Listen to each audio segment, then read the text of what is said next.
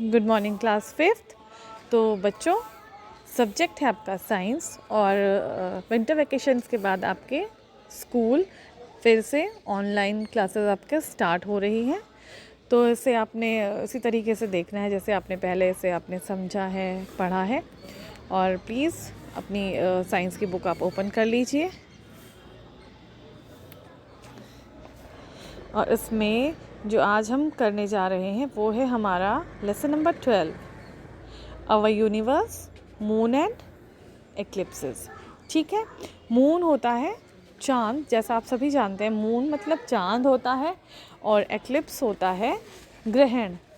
तो moon eclipse मतलब चंद्र ग्रहण। जब चांद पे ग्रहण लगता है तो उसको हम क्या बोलते हैं? उसको बोलते हैं मून एक्लिप्स। तो उसी के बारे में आज हम पढ़ेंगे।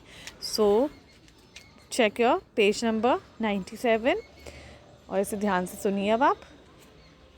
The moon is the closest neighbor of Earth in space. It is about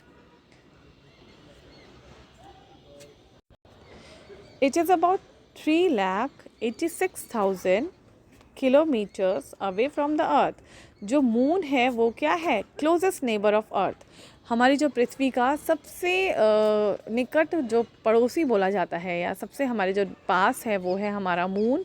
it is about 3,86,000 kilometres away from the earth और इसकी दूरी है पृथ्वी से 3,86,000।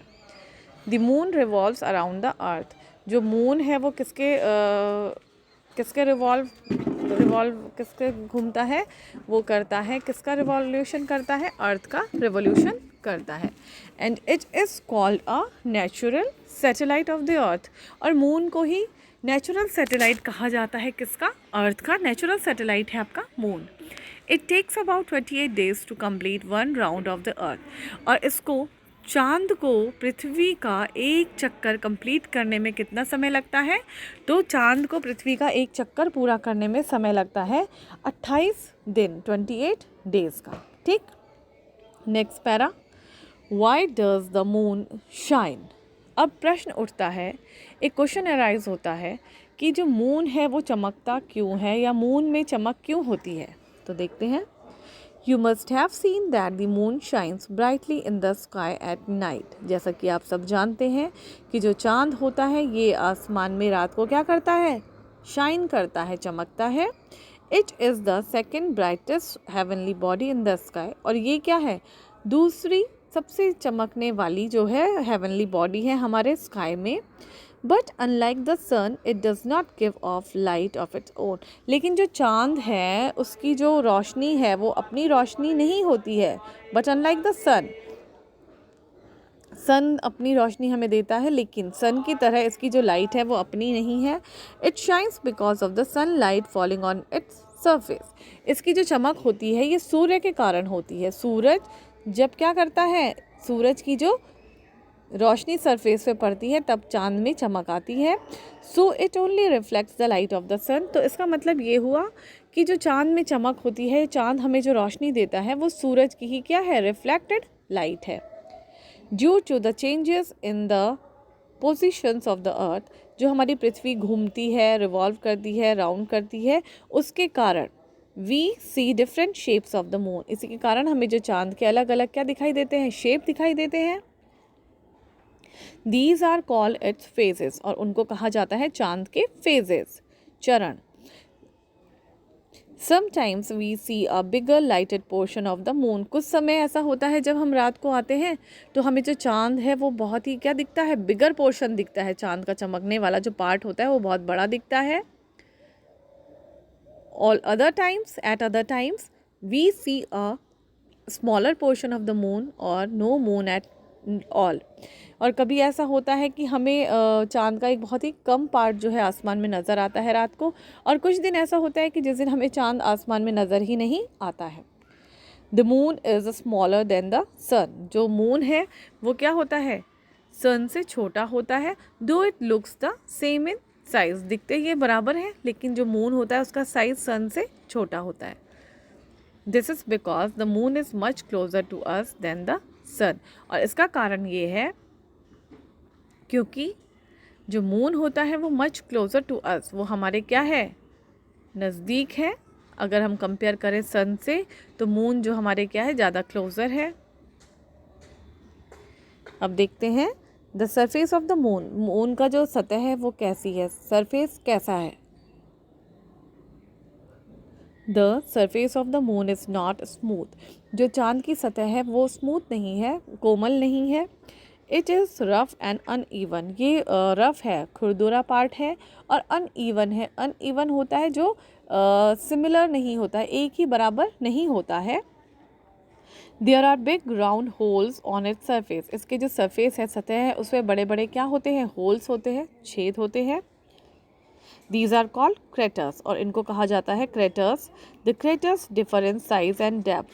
जो craters होते हैं ये क्या होते हैं, डिफ़र होते हैं, अलग अलग होते हैं, किससे, साइज और डेप्थ में क्या होते हैं, अलग अलग होते हैं। द मून हैज़ स्टीप, जो मून में क्या होते हैं, मून में स्टीप होते हैं, हाई माउंटेन्स होते हैं। There are flat plains also on the moon, और मून में फ्लैट प्लेन्स भी कहीं कहीं पे हमें दिखने को मिलते हैं। The moon is believed to be about 4500 million years old, और मून का जो एज अगर हम मानते हैं तो मून की जो एज है उसको माना जाता है या उसको बिलीव किया जाता है कि उसकी एज है 4500 मिलियन ईयर्स ओल्ड, ठीक है। The moon is spherical in shape and has a diameter of approximately 3218 kilometers. Moon spherical shape होता है मून का, और उसका जो डायमीटर है वो क्या है, अप्रॉक्सीमेटली उसका जो डायमीटर माना जाता है वो माना जाता है 3218 kilometres. It is nearly 1/4 of the size of the earth, और ये क्या है, 1/4 है किसका, ये 1/4 है हमारे पृथ्वी का।